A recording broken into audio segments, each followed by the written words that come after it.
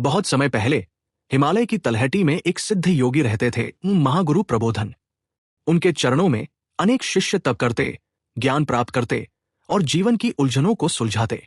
उनमें एक था शिष्य आदित्य, युवा, जिज्ञासु, लेकिन डरा हुआ, हर निर्णय से, हर छाया से, हर असफलता के अनुमान से कांपता हुआ। वो घंटों ध्यान में बैठता, लेकिन उसके मन का डर उसकी आंखें बंद करते ही और तेज चीखने लगता।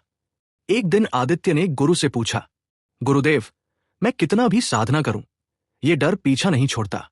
रात को अंधेरे में लगता है कोई है, दिन में लगता है लोग मुझे अस्वीकार कर देंगे। मैं थक गया हूं।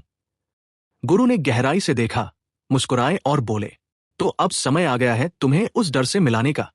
गुरु ने उसे 3 दिन का भोजन दिया और कहा, पर्वत के उस पार एक गुफा है, वहां तुम्हारा डर तुम्हारा इंतजार कर रहा है। जब तक तुम उससे नहीं मिलोगे, मुक्त नहीं हो पाओगे। बस एक बात ध्यान रखना, और जब वह सामने आए, भागना नहीं, बस उसे देखना, बस देखना। आदित्य चला, मन कांपता रहा, पांव डगमगाते रहे। गुफा में पहुंचा, रात्रि का समय, अकेला, सन्नाटा। तभी एक भयावह आकृति उभरी, उसकी आंखें जलती हुई अंगारों जैसी थी।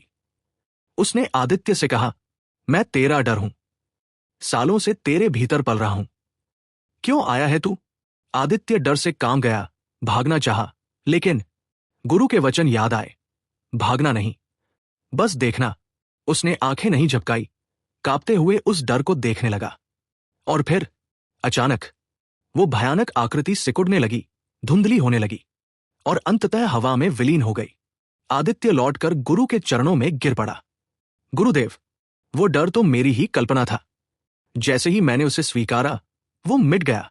गुरु मंद मुस्कान के साथ बोले, मन का डर कभी बाहर नहीं होता पुत्र, वो तेरे भीतर तेरा ही रचा हुआ भ्रम होता है। जितना भागेगा उतना बढ़ेगा, जितना देखेगा उतना घटेगा। डर से भागना नहीं चाहिए, उसे पहचानना चाहिए, क्योंकि डर कभी बाहरी राक्षस नहीं होता, वो भीतर का बच्चा होता है जो बस समझा जाना चाहता है। इस कथा से यही बोध हुआ, डर को दबाने से वह और प्रबल होता है, डर को देखने से वह समाप्त होता है।